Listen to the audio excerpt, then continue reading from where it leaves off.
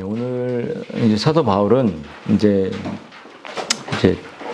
8장 9장을 넘어서 이 10장에서는 이제 자신의 진리를 이제 변호하고 아주 진리를 담대하게 증거하는 이제 모습이 이제 등장하는데요.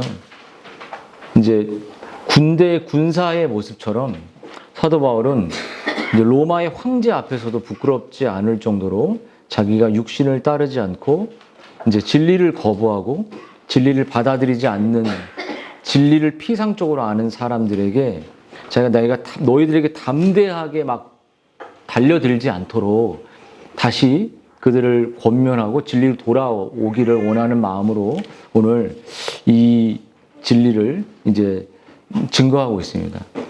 솔직히 사도 바울은 늦게 사도가 됐지만 베드로가 이제 유대주의에 빠져 있을 때 베드로를 엄청 책망할 수 있는 담대함이 있는 사람이었어요. 그래서 오늘 사도 바울은 자신은 육신을 따라 본성에 따라 절대 살지 않고 진리를 따라, 그러니까 육신을 따라 산다는 건 자신의 본성대로, 자신의 감정대로, 자신이 느끼는 생각대로 살아간다는 거죠.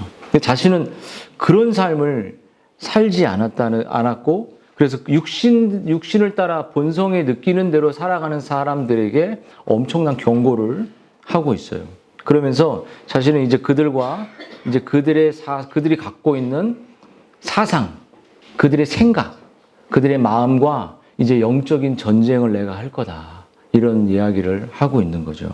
결국 이제 이 목회라는 것도 그렇고, 목양이라는 것도 그렇고, 우리가 가르침이라는 것도 그렇고, 계속 말씀을 선포하고 말씀의 생각들을 묻는 것은 뭐냐면 이 말씀이 이 영혼 양들에게 정말 들려졌고 그들의 이론, 그들이 가지고 있는 살아왔던 관습, 그들의 살아왔던 본성적인 생각들에 어떠한 작용을 하고 있는, 어떻게 도전이 되고 있는 거를 솔직히 묻고 그런 시간을 갖는 거거든요. 그래서 사도 바울은 자기가 이제 이러한 그들의 사상을 무너뜨리고 그들의 인본주의적인 가치의 그 이론들을 무너뜨리기 위해서 자신은 정말 전신갑주를 갖고 이제 영적인 진리의 전쟁을 해나가고 이 진리의 전쟁을 통해서 정말 견고한 자신의 가치관, 견고히 무너뜨리지 않았던 자신의 그 숨겨진 자아, 자기를 높이고 자기를 드러내고 싶고 정말 그러고 싶은 인간의 그 죄인데 죄로 여기지 않는 익숙해버린 이러한 모든 이론들과 관습들을 자기가 이제 그리스도를 말씀을 의지해서 정말 그들을 대적한다는 거죠. 근데 사도 바울의 무기는 단지 그들의 사상을 할 때 이론적으로 어떤 이성적으로 그들과 대적하는 것, 싸우는 것이 아니라 영적인 무기를 갖고, 그러니까 사람을 뒤집고 사람을 폭발시키는 것은 심리학이나 이론이 아니라 책에 대한 아름다운 예화가 아니라 그리스도라는 이 복음 자체로 내가 너희들의 이론과 너희들의 거짓과 너희들의 인본주의적인 모든 사상을 뒤집고 그리스도의 사상으로 바꾸고 그리스도께 복종하게 내가 할 거라는 이 영적 싸움을 사도 바울이 지금 시작하고 있는 거죠. 여러분, 이 고린도 교회 안에는 어떠한 이론들, 어떠한 이런 가치관이 가득했을까요? 그것은 뭐냐면, 거짓 사상, 또 자기의 중심성, 자기를 포장하는 모습들. 그러니까 세상에 사로잡혀 그 세상의 환호를 받고 싶어 하는 인간의 이 마음. 그러니까 결국은 마귀와 싸운다는 게 아니라 마귀가 우리에게 주는 것은 그러한 눈에 보이는 것들을 보여주잖아요. 정말. 그럼 되게 짜릿하잖아요. 솔직히 제 특성이 다른 목회자들 다 아는데, 오른 발가락이면 왼 발가락도 다 아는, 저는 다 이렇게 말하는, 그렇게 해서 네가 하는 건 모르지 않는다. 그래서 사람들이 뭔가 좋은 일이 생기면 자랑하고 싶은데 저한테 던져요. 제가 이제 뿌려주니까 이렇게. 제가 막 그런 걸 하니까. 그래서 여러분, 이 사도 바울의 이 싸움은 뭐냐면 이 시대의 많은 교회들이 어떤 걸로 성도들을 이렇게 이끄냐면 심리학이나 실용주의나 어떤 감동을 주는 걸로 성도들을 이끌고 있어요. 이끌고 있죠. 근데 여러분 사도 바울은 이런 마귀가 우리의 싸움은 혈과 육의 싸움이면 마귀가 우리의 사상을 뒤집고 있는 싸움이기 때문에 정말 이론이나 심리학이나 이런 그런 것으로 한 영혼을 회심이 되는 것은 불가능하다는 사실을 말해준다는 것이에요. 여러분, 마귀가 우리에게 주는 게 뭘까요? 여러분, 마귀가 우리에게 제일 중요한 건 우리를 제일 중요하게 생각하는 감정이죠, 감정. 감정이 상하면 어떻게 됩니까? 교회 안 나오죠. 감정이 상하면 남편도 안 보게 돼요. 우리 아내하고도 어디 여행 가다가 여행을 예전에 이제 어디를 멀리 가는데 이제 새벽에 우리 아내가 막 5시에 일어나서 제가 이제 공항에 데려다 주는데 막 늦었다고 잔소리를 막 했어요. 막 이렇게 저는 일찍 일어나 다 준비했거든요. 근데 막 너무 사고가 날 것 같은데 빨리 가자, 오른쪽으로 가자, 이제 운전 좀 한다고 이제 계속 저한테 얘기하길래 내가 식담을 하고 막 쓰고 소리 막 쏙 질러버렸어요. 근데 중요한 건 뭐냐면 저도 돌아보지도 않고 이제 가는 거예요. 그러니까는 저도 마음이 이제 아내가 안 보이는 동안 상해 있고 그런 이제 감정이 이제 그러면서 서로 이제 감정을 탓하는 모습들이 많죠. 그래서 제가 아이들한테 야 문자 좀 보내봐라 이렇게 해가지고 이렇게 막 이렇게 회유시키고 했는데 여러분 사단이 우리에게 주는 최고의 그 무기는 감정입니다. 그래서 정말 너가 정말 행복하기 위해서 네가 대접받아야 돼. 네가 행복하기 위해서 네가 존중받아야 돼. 그리고 내가 주는 말보다 세상에 주는 정보를 더 믿어라. 네가 느끼는 감정이 그래 세상에 쇼츠 같은 거 보면 아무도 나를 판단하지 못해. 이거 다 좋아. 나는 소중해. 그러니까 결국 나거든요. 나. 그래서 이 사도 바울도 여러분 계속 이 사도 바울 자체도 다메섹에서 그리스도를 만나기 전까지 유대주의에 빠져 있는 선민 사상, 자기가 선택받았다는 그 사상을 믿고 그는 그렇게 헛된 삶을 살았죠. 여러분 이렇게 사단은 우리에게 하나님보다 너는 더 높아질 수 있어. 하나님의 영광을 그대로 올려드려야 되는데 하나님의 영광에 우리가 다 한 숟가락씩 다 얹어 있는 모습이에요. 그래서 제가 우리 번역 많이 하시는 서문광 목사님한테 이제 번역 교정 많이 하면서 내가 이런 말, 목사님한테 통화를 하면서 목사님은 이미 하늘의 상급이 없겠다. 그 하늘의 상급이 그리스도라고 치더라도 이미 땅에서 영광을 다 받았다. 그랬더니 껄껄대고 웃으시는 거예요. 그러니까 이미 번역으로 영광을 다 받아서 이미 영광 받을 게 없지 않냐. 내가 그랬더니 변호를 하는 거야. 다 주님의 영광을 위해서 했다. 그럼 돈을 받지 말지 왜 돈을 받냐. 내가 막 그렇게 계속 따붙이면서 이렇게 우리 교회를 좀 돌려주라. 막 이렇게 회유하고 했지만 여러분 우리가 정말 그리스도를 높이면서 이 세상에 얻는 영광들을 그것이 잊어버리면 정말 슬퍼지고 그런 모습들이 우리에게 있다는 거죠. 여러분 사도 바울은 정말 인정받을 만한 삶이었어요. 그는 유대인이었고 이 빌립보서의 말씀을 보면 율법으로는 바리새인이고 또 교회를 박해하고 율법의 의로는 흠이 없는 자기 때문에 그는 완전히 자신만의 요새가 있었어요. 오늘 여기 자신의 이 진을 파괴한다고 말처럼 아무도 건드릴 수 없는 요새가 있습니다. 여러분도 그런 요새가 있습니까? 여러분 그 요새를 갖고 있을 때 남편이 아내가 똑똑 문을 두드리면 여기 건드리지 마. 여기까지 올라오지 마. 응? 부부래도 안 돼. 이런 영역이 생기는 거예요. 그거 엄청난 큰 죄한 거예요, 제가. 그것을 우리의 그 가정의 머리를 둔 남편이 다스리지 않는다면 그만큼 남자도 그 죄의 오염이 되어서 가정을 제대로 이끌 수 없는 거죠. 우리가 기다리고 온유하게 할 수 있지만 정말 그것을 정말 타협해서는 안 되는 거예요. 그래서 인간의 모든 모습은 진화론적인 자연주의적 가치를 갖고 있습니다.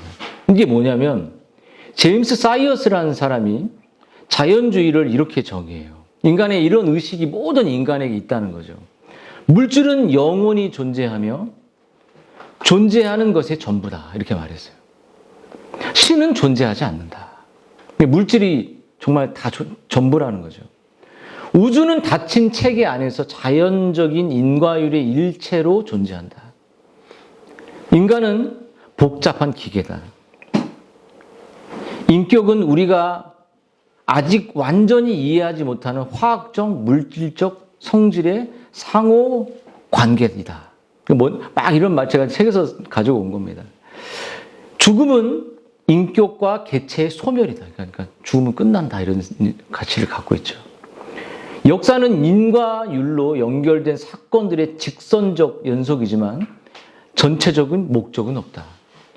윤리는 오로지 인간에 관계된 것이다. 중요한 것은 이 자연주의는 하나님을 공적인 생활과 사회적인 정책과 법정에서 완전히 배제하고 도덕과 윤리에 배에 있는 성경의 모든 가치 철학을 제거함으로써 하나님과 맞서는 그러한 사상이죠.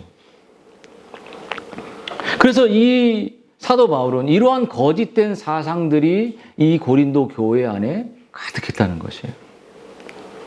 그래서 이런 그 거짓된 여러 가지 이론들이 그 고린도 교회 안에 가득했을 때 그들을 건질 수 있는 유일한 무기는 이성과 심리학 타협이 아니라 오직 그리스도라는 진리로 복음의 능력으로 그들의 견고한 성을 무너뜨리겠다는 각오를 사도 바울이 오늘 보여주는 거죠.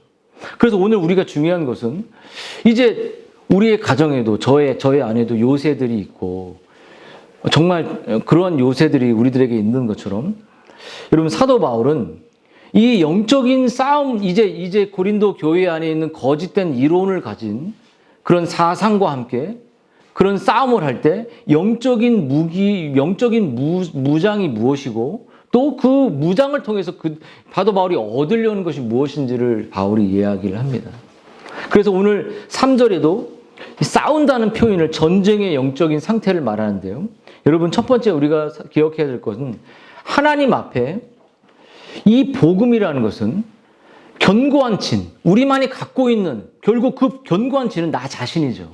나의 감정이라고 말할 수 있지만 나 자신을 보호하는 나만의 세계가 있는 거죠. 그 진을 파괴할 수 있는 유일한 길은 여기 파괴란 말은 바울이 쓴 말이에요.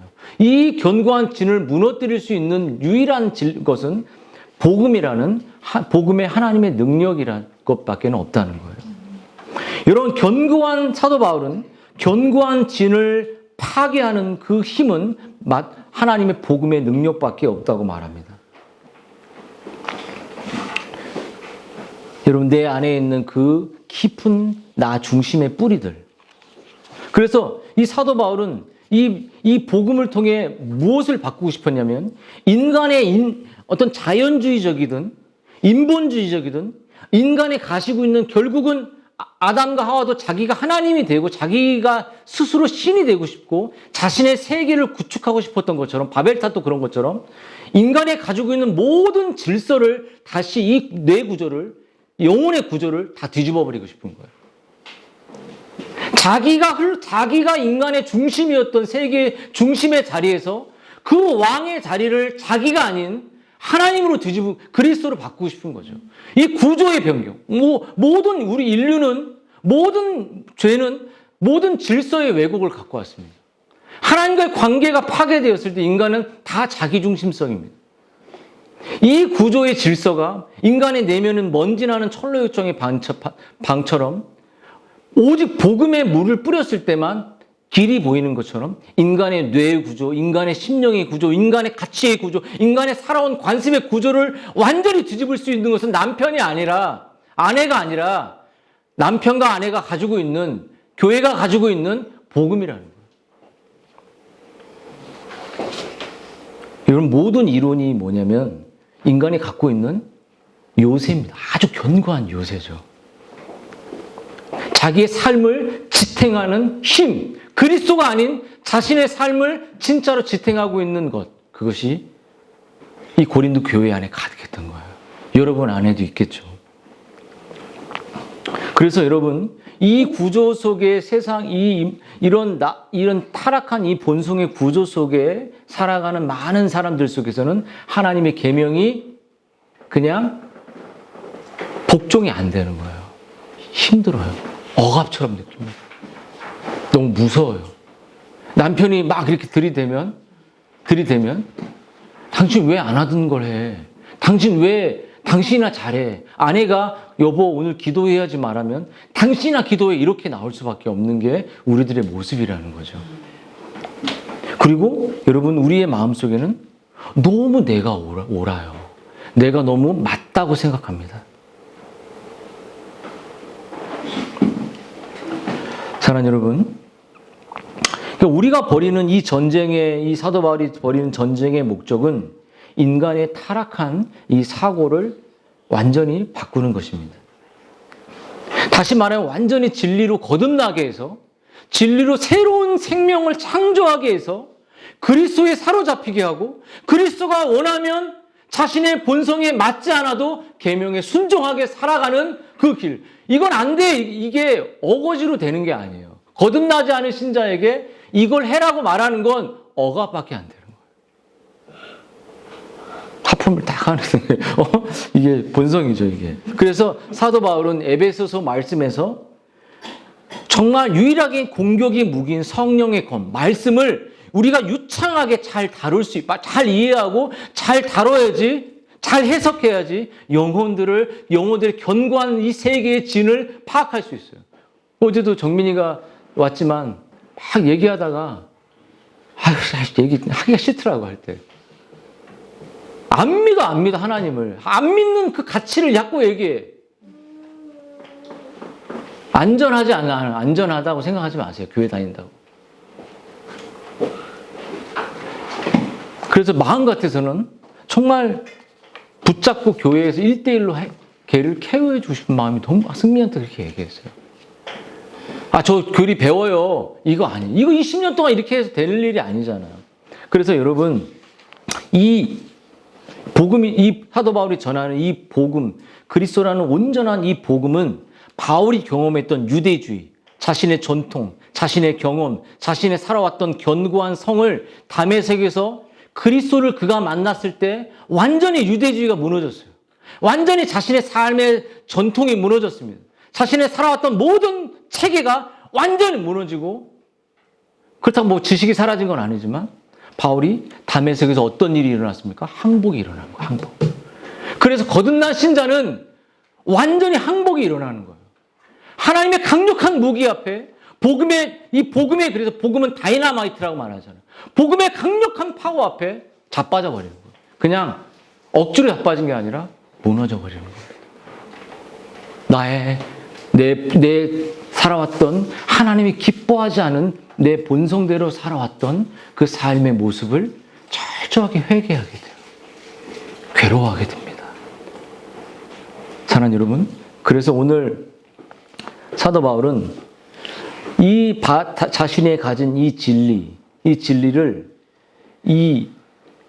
진리를 통해 인간 사고의 중심에 있는 그 마인드라 말하죠. 정신이라고 말하죠. 오늘 말씀처럼 이 정신을, 인간의 세계를 이 세계관이라고 말할 수 있어요. 인간이 가지고 있는 모든 가장 중요하다고 여기는 가치 체계를 바로 그리스도 중심으로 만들어버리겠다는 거예요. 하나님의 말씀을 통해 성령의 복음의 능력이 임하면 이러한 놀라운 변화가, 회심이 나타난다는 거죠.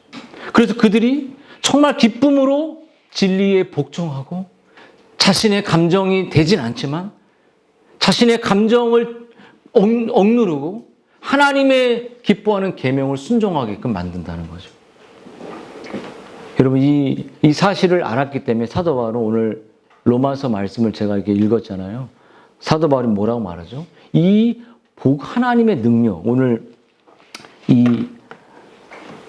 우리의 생각을 사로잡는 이 하나님의 이 능력을 사도 바울이 믿었기 때문에 로마서에서 바울은 뭐라 하면 내가 복음을 부끄러워하지 않는다 이렇게 말했어요.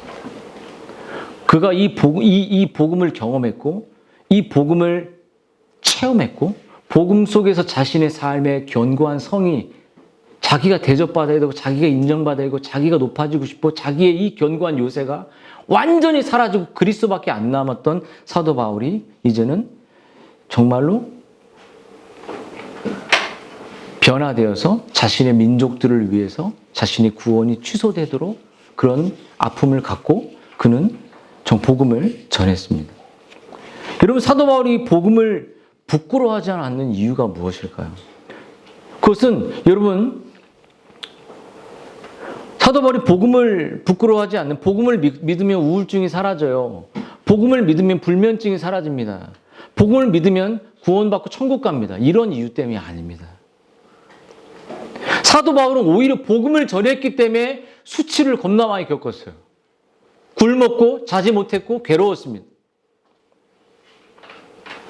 하지만 사도 바울이 오히려 이 복음 전했기 때문에 외적으로 안 좋은 힘든 것들이 많이 있었어요. 하지만 사도 바울이 왜 복음을 부끄러워하지 않고 복음을 이 능력 있게 증거했습니까?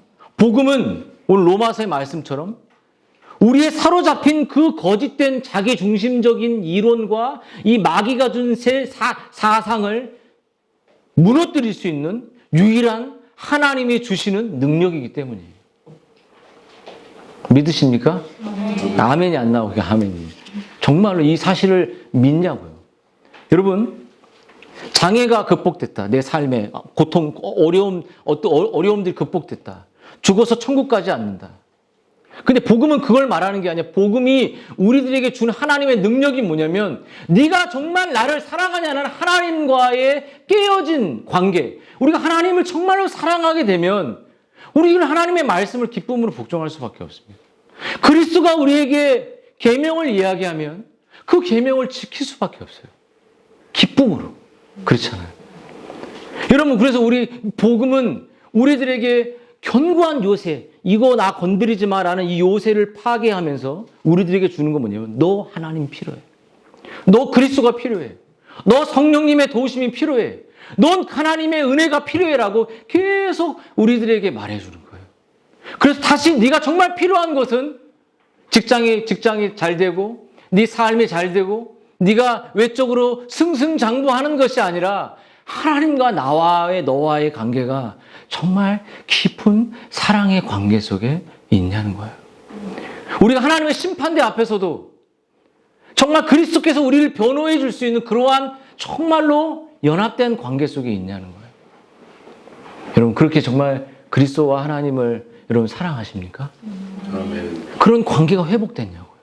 구원이라는 건 이 이론이 우리의 거짓된 자기중심적 이론이 파괴되었을 때, 파괴되고 무너졌을 때 우리에게 들어오는 것은 네가 그리스도가 필요하고 그리스도를 붙잡게 만든다는 거예요.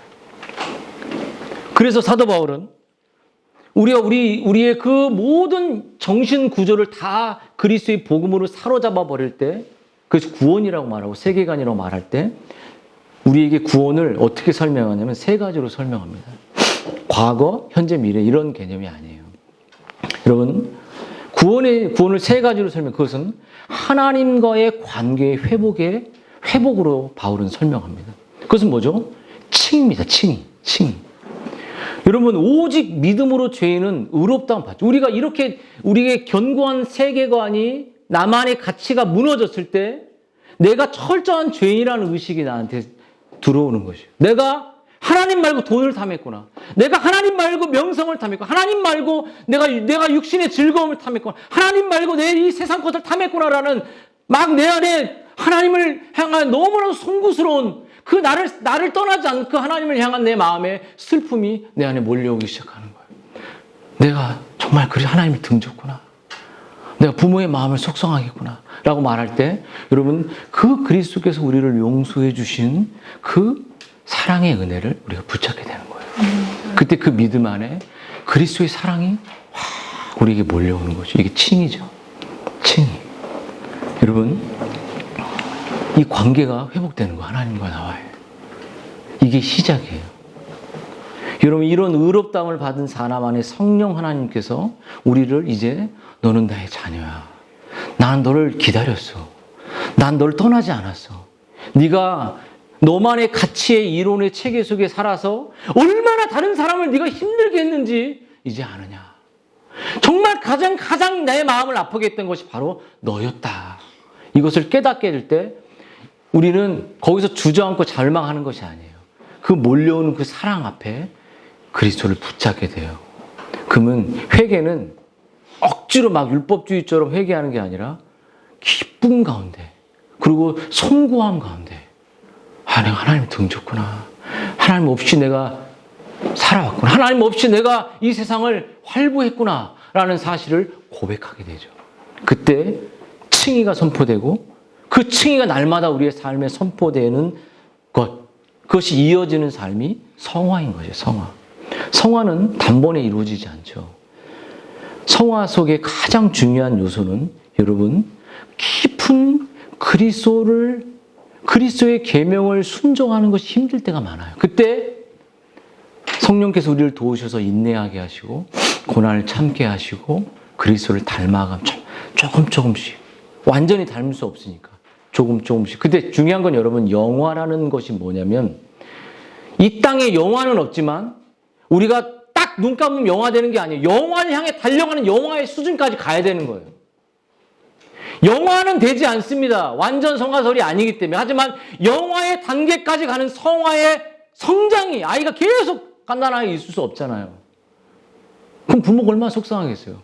그럼 영화의 수준까지 이르는 그 청교도들이, 개혁신학자들이 추구했던 그들의 삶과 신학이 바로 깊은 경건이 나타나는 것이 그들의 그 기도가 얼마나 탁월했는지, 그걸 볼 때 그들의 삶은 영화의 수준에 이르는 성화가 일어나고 있다는 거예요. 여러분 어떻습니까? 수십 년 교회에 있으면 경건이 뿜어져 나올까요? 수십 년 하나님 앞에 뭘 하면 경건이 나오냐고요. 여러분이 하나님 앞에 이렇게 정말 죄를 직면하고 여러분의 거짓된 자기 중심적 구조를 회개하지 않는 한 여러분, 우리 하나님 닮아갈 수 없습니다. 하나님 영화롭게 할 수 없습니다. 여러분, 우리가 이러한 이 고난 속에, 인내 속에 하나님을 닮아가고 우리가 그러한 축복의 은혜들을 경험하게 될 때 마지막 우리는 주님의 영광 중에 계신 주님을 맞이하게 되는 것이에요. 그것이 재림이죠. 죽은 우리의 영혼, 우리의 몸이 부활하여 영화로운 구원이 완성되는, 그래서 주님과 영원토록 지상에서도 함께하고 그 영원한 나라에서도 함께하는 그러한 이 구원이 이제 이 견고한 진이 무너졌을 때, 우리의 사상이 무너졌을 때, 내 살아왔던 관습이 무너졌을 때 시작되는 거예요. 그리고 이루어지는 거고 완성될 것입니다. 이것이 바울이 말하는 구원에 대한 이해죠. 그렇기 때문에 여러분,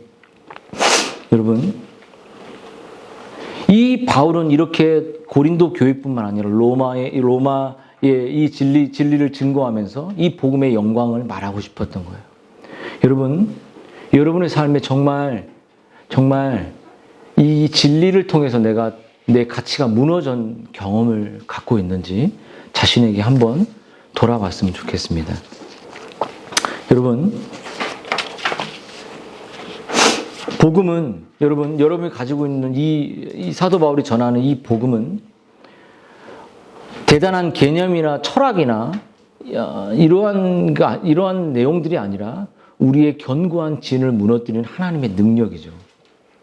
그래서 여러분, 이 사도 바울은 이 표현을 얼마나 좋아했는지 뭐냐면 이 복음을 말도 안 되는 좋은 소식이다. 그래서 이 복음을 헬라어로 능력, 디나미스 이렇게 말하면서 다이나마이트라고 말하는 이 파생어처럼 영어 단어가 이렇게 나온 거죠.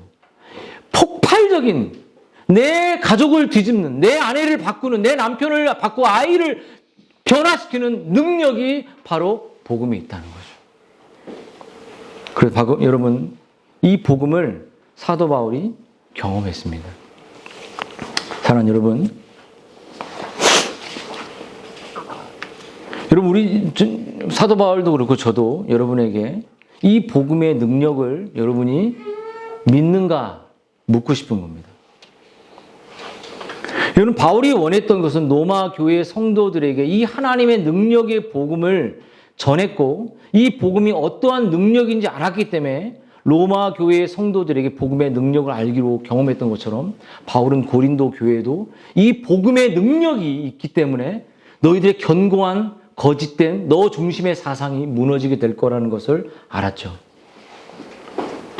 여러분, 이 마틴 로이 존스도 그렇게, 로이 존스로부터 저도 신학을 배우고 청교도를 배우고 개혁신학을 알았던 것처럼, 여러분, 로이 존스는 이런 이 성경 한 절의 복음과 성경 한 절의 권위를, 하나님의 말씀의 권위를 철저하게 믿었기 때문에 그는 그 당대의 부흥을 경험했습니다. 청중이 회심을 경험했죠. 여러분, 우리가 생각하는 세상은 엄청 파워가 셉니다.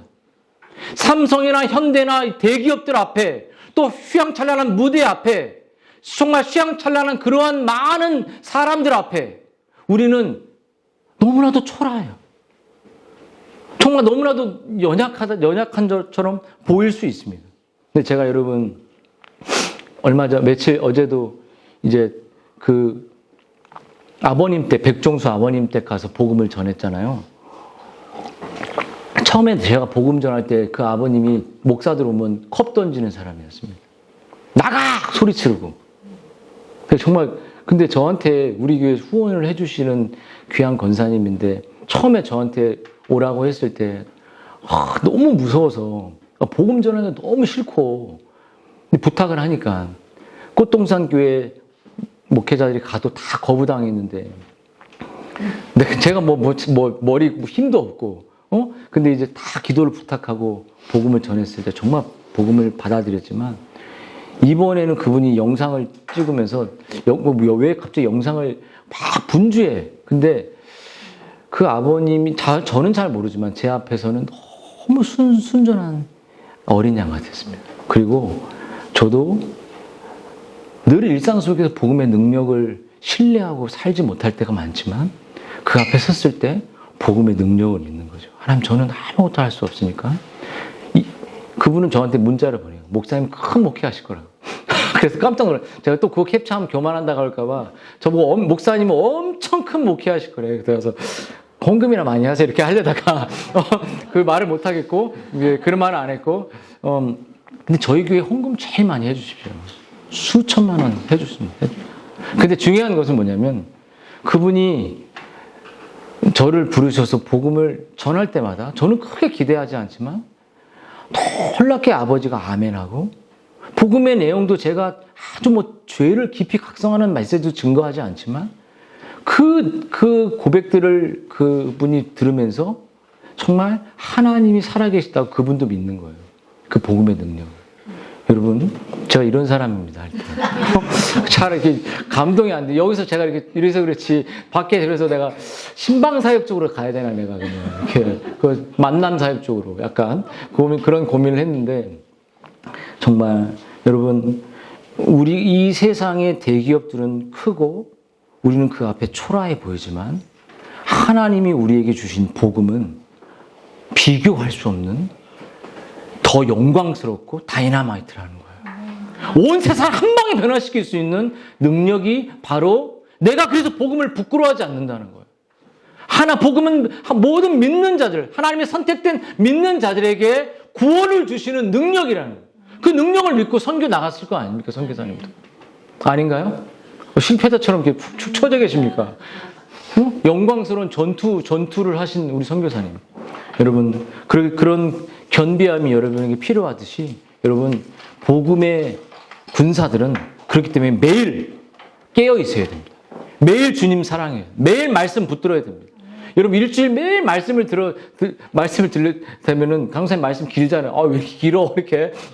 깜짝 놀랄 때가 많아. 나 더 길게 해야 되나? 막 이럴 때가 많은데, 그러니까 믿음 없는 모습이지, 제 모습이. 그러니까 내용, 그래서 이제 끝에 보면 이제 요약이 되어 있으니까. 그래서 이제 말씀이 그렇게 우리들에게 선포될 때, 매일매일 말씀이 있지만 말씀을 같이 이렇게 보는 우리들의 모습이 일상에 터져 나온다. 근데 여러분, 정말 복음의 능력이 여러분에게 나타나는 건 단 한 번의 설교로 되는 게 아니라, 여러분 매 순간 하나님의 말씀의 복음의 능력을 믿고 그 능력을 아내에게, 아이들에게, 남편에게 서로 나누고 서로 공감하고 서로 이 진리를 우리가 줄 때 이 성령께서 이 복음의 능력을 우리 공동체에게, 우리 가족들을 변화시키고 우리 지체들이 변화되면 야, 하나님의 복음의 능력이 우리의 견고한 자아를 무너뜨렸구나라고 우리가 하나님을 높이고 찬양하게 된다는 거죠. 여러분 이러한 공동체가 됐으면 좋겠습니다.